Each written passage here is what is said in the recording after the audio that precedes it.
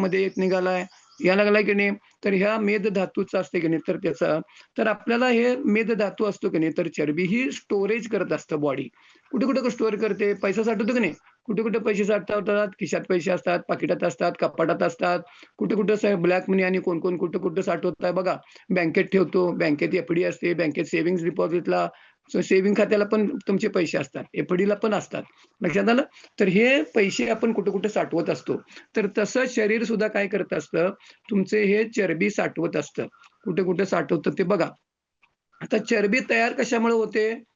तर चरबी तयार होते ही कार्बोहायड्रेटमुळे. लक्षात आलं? सिंपल कार्बोहायड्रेटमुळे. तुम्हाला ग्लुकोज जे असतं की नाही, ग्लुकोज मी सांगतो तुम्हाला किती प्रमाणात कार्बोहायड्रेट लागतात. मी तुम्हाला टक्केवारी सांगितली होती. किती टक्के लागतात तुम्हाला असं 15-16% तुम्हाला प्रोटीन लागतं. हे जे व्हिटॅमिन्स किती लागतं, मिनरल्स लागतं. पहिल्या ह्याच्यात सांगितलं होतं बघा.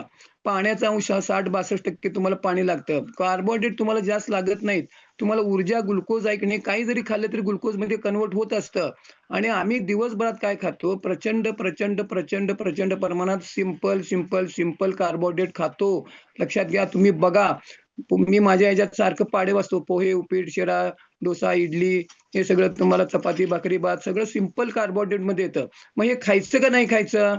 लक्षात आलं? आपल्याला खायचं आहे. प्रमाण किती आहे? हेच प्रमाण जादा असतं. तुम्ही दिवसभरात बघा. मी माझं जिथं हेल्थ टॉक असतो तिथे पाढे वाचतो. लोकांना असं बोटं घालायला सांगतो. लक्षात आलं? आणि तिथं सगळं हे सोडून लोकं काय खातच नसतात. का? तर माहिती नाही आहे. तुम्ही सगळे वेल एज्युकेटेड आहात की नाही, अडाणी कोण आहे काय, अंगठा छाप आहे काय? मग इथं तुम्हाला काय व्हायला लागलंय, नॉलेज जे द्यायला लागलो की नाही, आम्ही स्वतःची फॅमिली पडताळून पहा. लगे आम्ही सांगायला लागलोय म्हणून विश्वास ठेवा, नाही ठेवा. पडताळून पहा. शंका असेल तर विचारून घ्या. त्याच्यावर काम करायला सुरुवात करा. आणि मग काय होतं की आपण सिंपल प्रमाणात कार्बोहायड्रेट खातो, गोड खातो आणि ते कन्व्हर्ट होतं काय होतं असतं तुमचं ग्लुकोज वाढतं आणि ग्लुकोज कन्व्हर्ट इंटू काय होतं ते तुमचं साठवलं जातं रक्तातली साखर. रक्तात साखर असते की नाही, वजन कमी करणं तुम्हाला चरबी कमी करायचं आहे की नाही, तर तुम्हाला काय सोपं मी कायम काय सांगतो, रक्तात साखर वाढवून देऊ नका. रक्तातली साखर कशामुळे वाढते त्याच्यावरती काम करायचं, त्याच्यामुळे तुमचा मेद वाढतो. लक्षात आलं? आणि मग काय होतं की तुमचं वजन वाढल्यानंतरचे ते काय दुष्परिणाम आहेत की नाही, काय ते काय मी आता सगळं सांगत बसत नाही.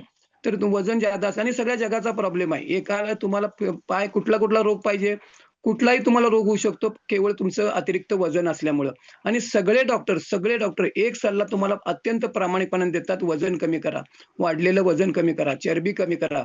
आपण वजन तुमची वाढलेली चरबी करून वजन कमी करायला पाहिजे, ना की तुमचे मसल मास कमी करून किंवा पाण्याचा अंश कमी करून वजन आपल्याला कमी करायचं आहे. बोन डेन्सिटी कमी करून वजन कमी करायचं नाहीये.